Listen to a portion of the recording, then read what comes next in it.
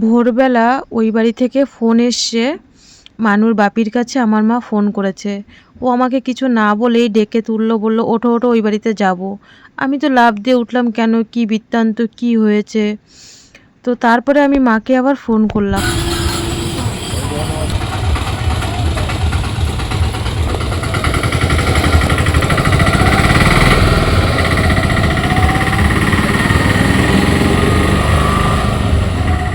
কি বলে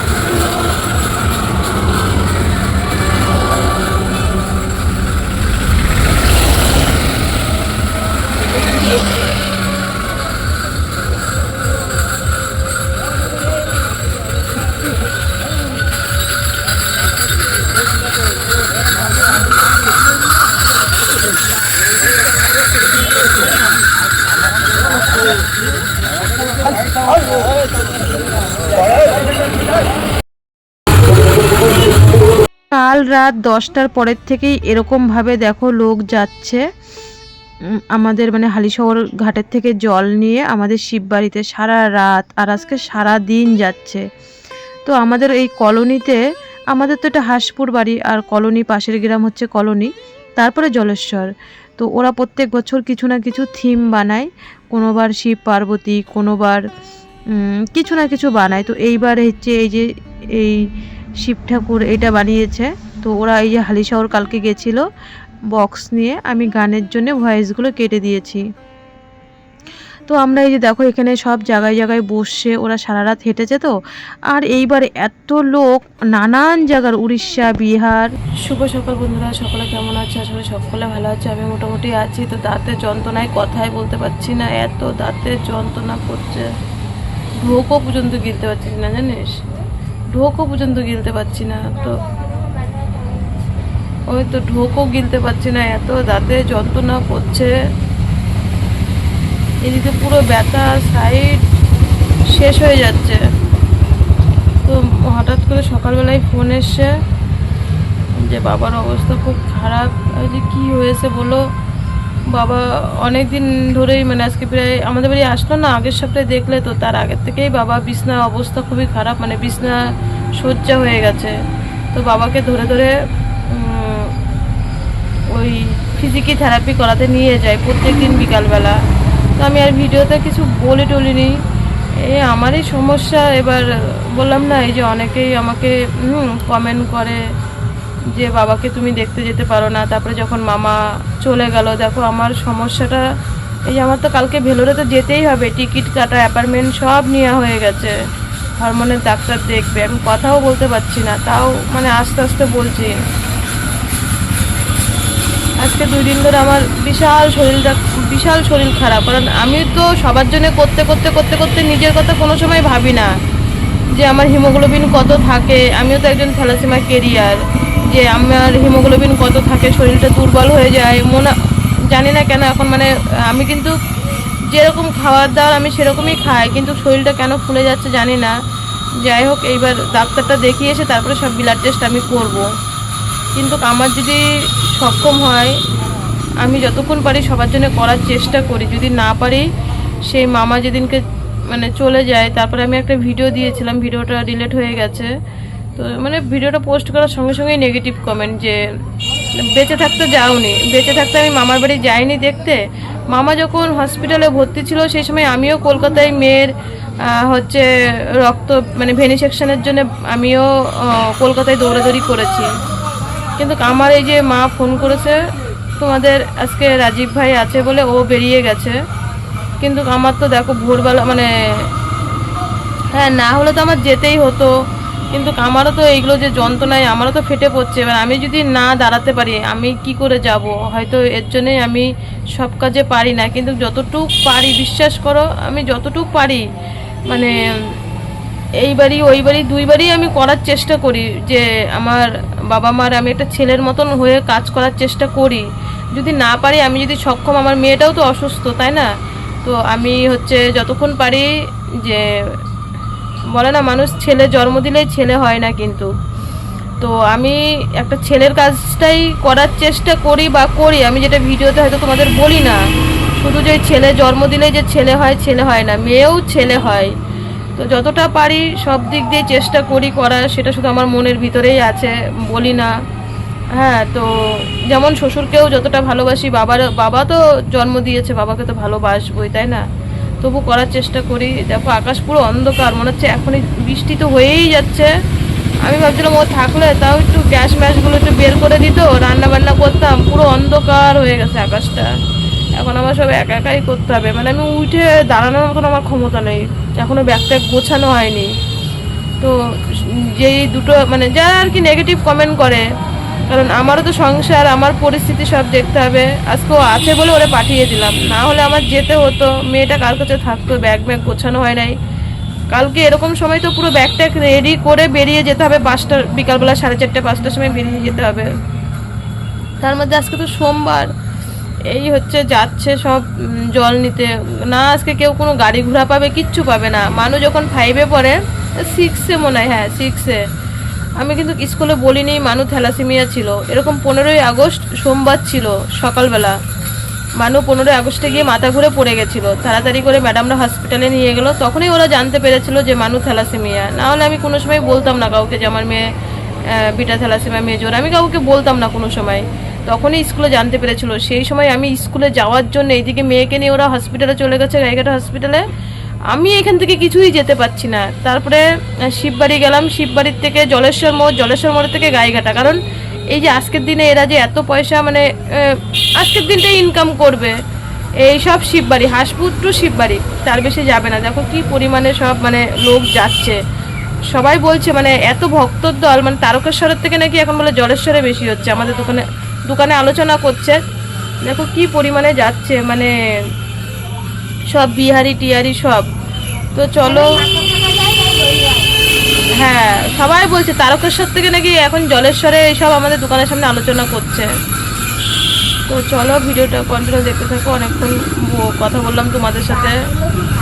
হ্যাঁ, আমি উঠে তাড়াতাড়ি করে যেই ফোন এসে ঘরটা ঝাড় দিয়ে, উঠান তো জল ভর্তি, বাসি নাইটি ছেড়ে ঘর ঝাড় দিয়ে ফ্রেশ হয়ে চা করে দিলাম। ভেবেছিলাম গ্যাস ম্যাস, ও বলেছিল আজকে টেবিলগুলো রং করবে, আজকে সব করবে, তার মধ্যে তো ওই বাড়িতে চলে গেল। তো বন্ধুরা, এই যে বাজার থেকে দেখো পরোটা আনিয়েছিলাম আমি। তো আমি বললাম একটু পরোটা নিয়ে আসি, ওরা দাদু আর নাতনি খাক, আর বৃষ্টি তো কমছেই না। চলো এ নাও।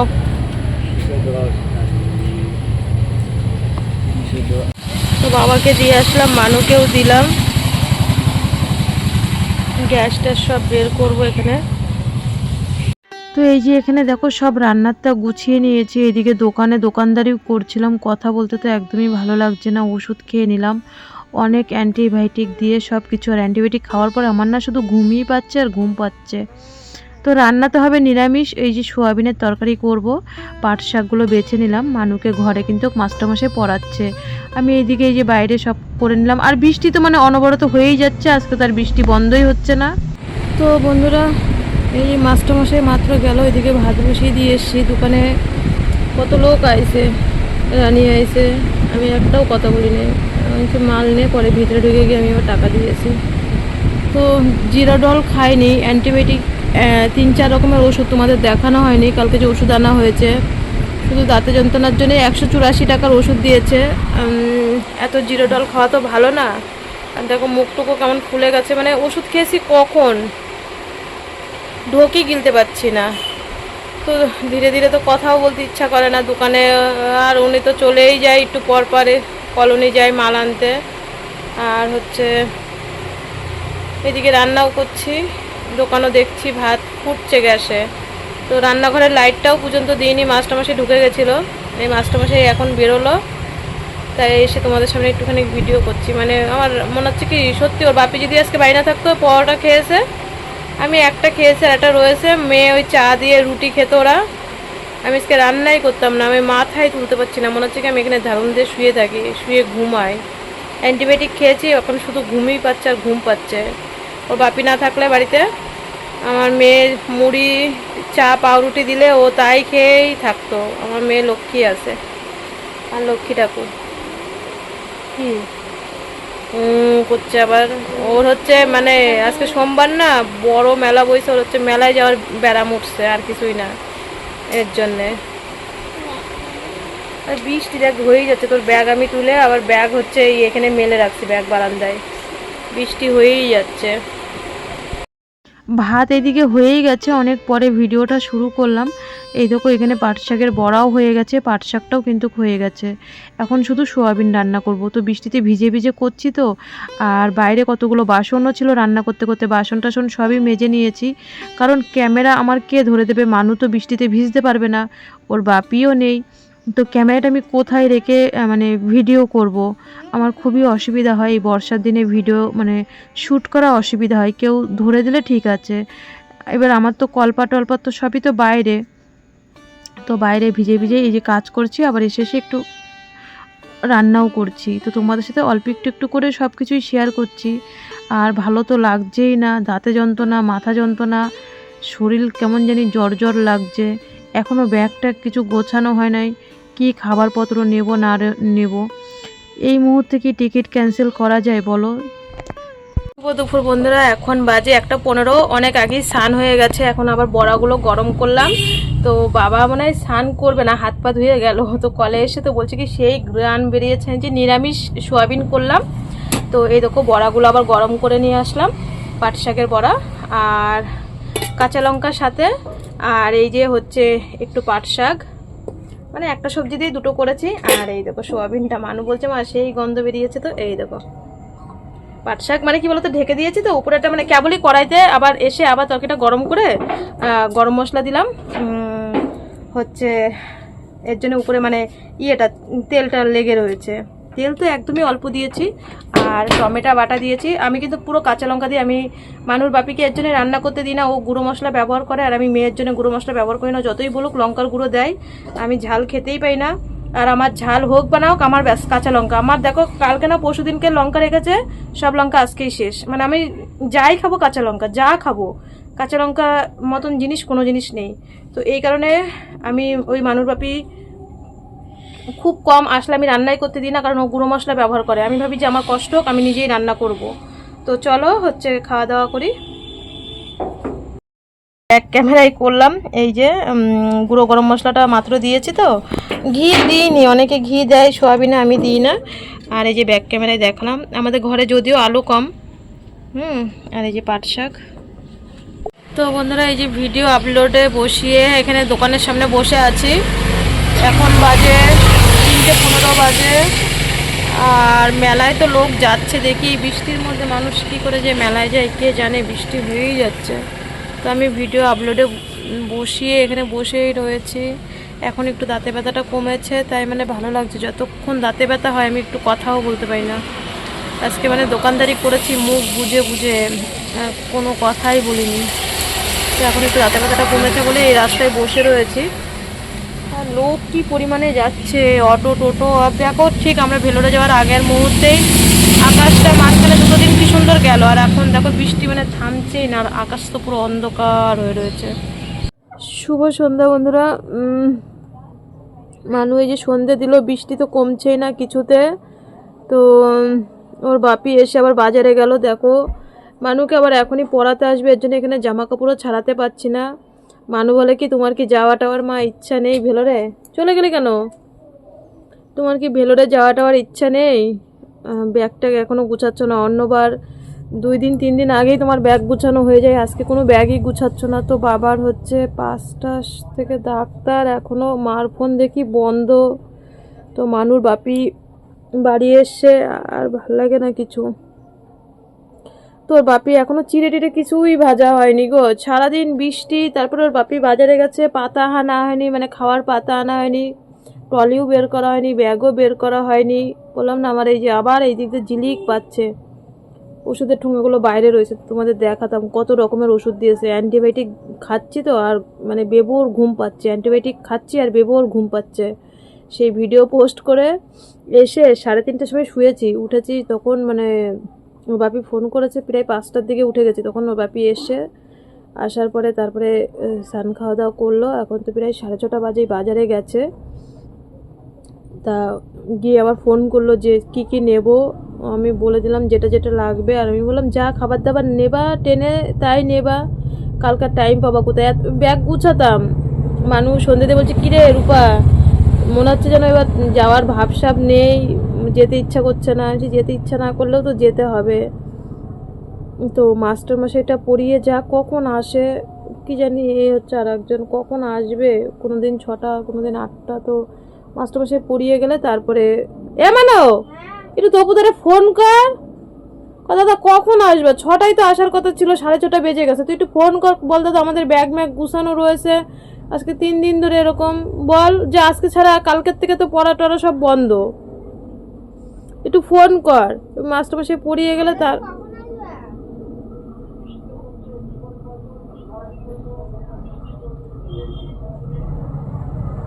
আসবে।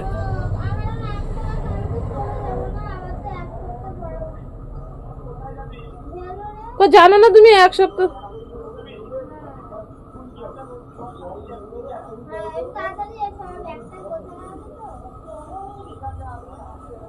ওই যে কি জানি কখন আসবে বলছে, বাইরে বৃষ্টি হচ্ছে, কি জানি দেখা যাক আসে কি না আসে।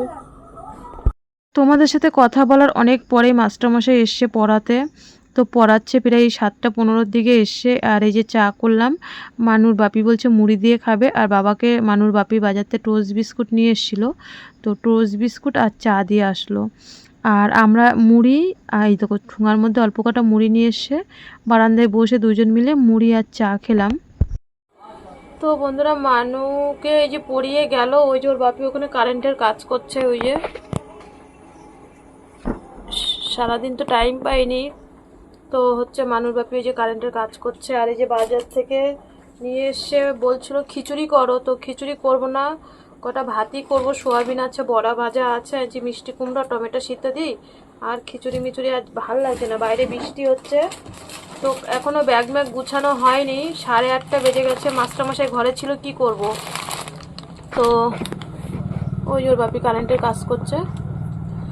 আর এই দেখো কালকে এগুলো ট্রেনে নিয়ে যাব, মুড়ি ভাজা, বিস্কুট, তারপরে টোস্ট বিস্কুট এনেছে, চিড়ে ভাজা, আবার কাঁচা চিড়ে এনেছে।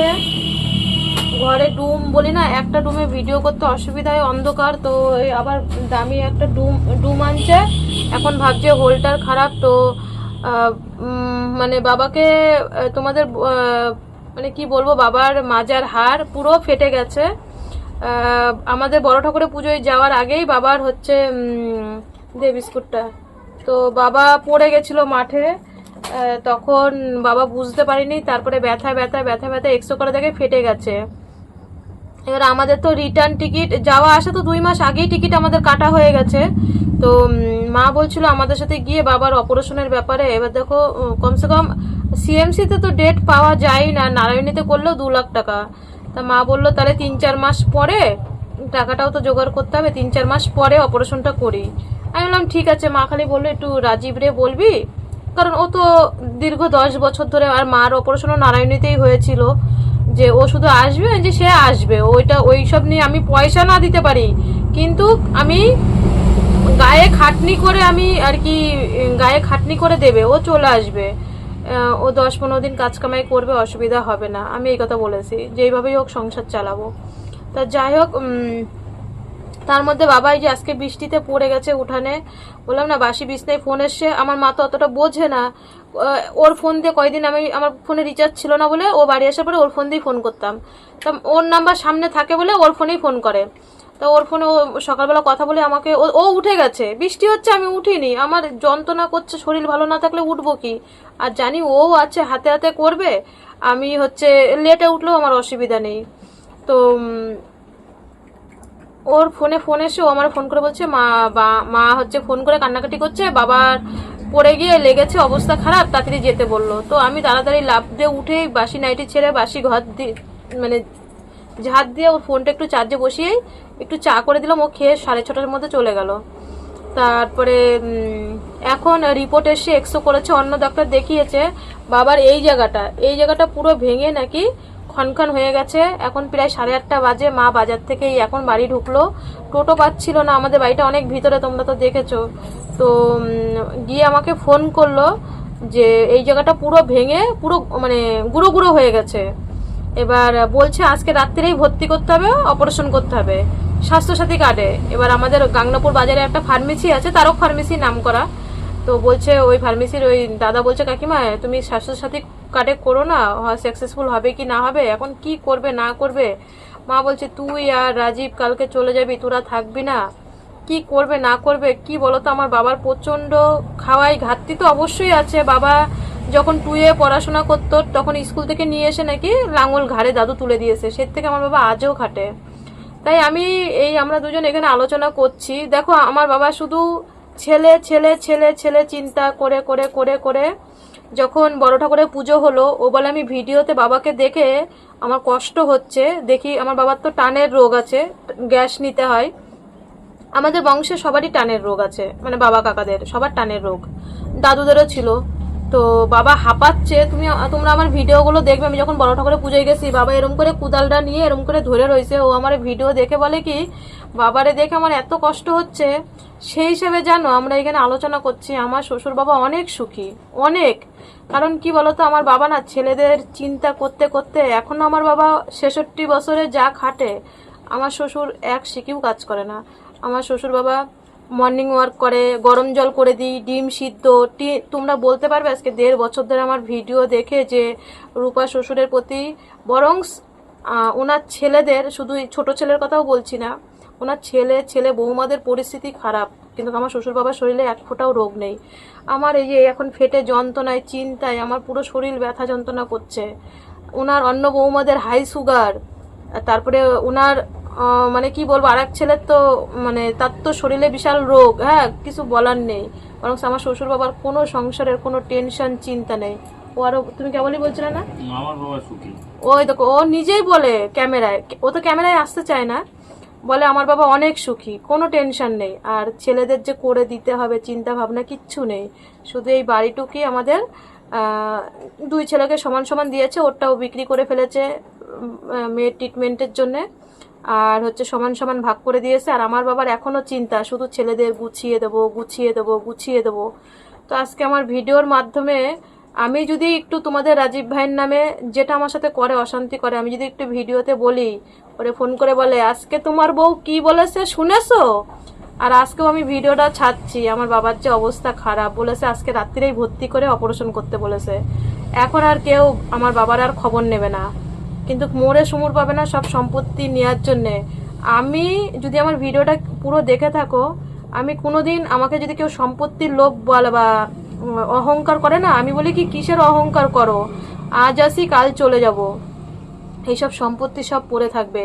আর অন্তত আমারে কেউ ভয় দেখাতে পারে না, কারণ আমি আজকে 16 বছর ধরে রাস্তার ফুটপাতে হসপিটালে থেকে থেকে আমার অভ্যাস।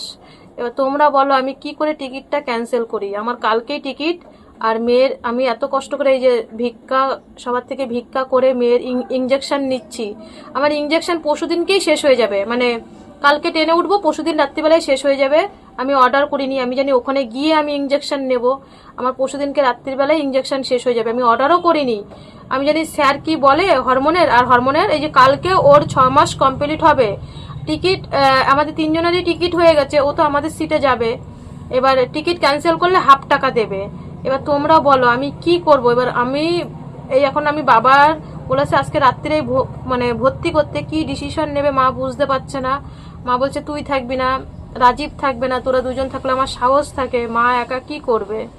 এবার আমি কি যে করব আমার জানো না, সমানে থরালে আমার হাত পা কাঁপছে। যখন বললো পুরো এই জায়গাটা পুরো ভেঙে গুঁড়ো গুঁড়ো হয়ে গেছে, এখন কোথায় অপারেশন করবে কি করবে না করবে, আমার ব্যাগ ম্যাগ কিচ্ছু গুছাই না। এই দিক দিয়ে আমার এখন ব্যথার যন্ত্রণায় আমার টাটাচ্ছে, ফেটে যাচ্ছে, মানে আমি কি করব।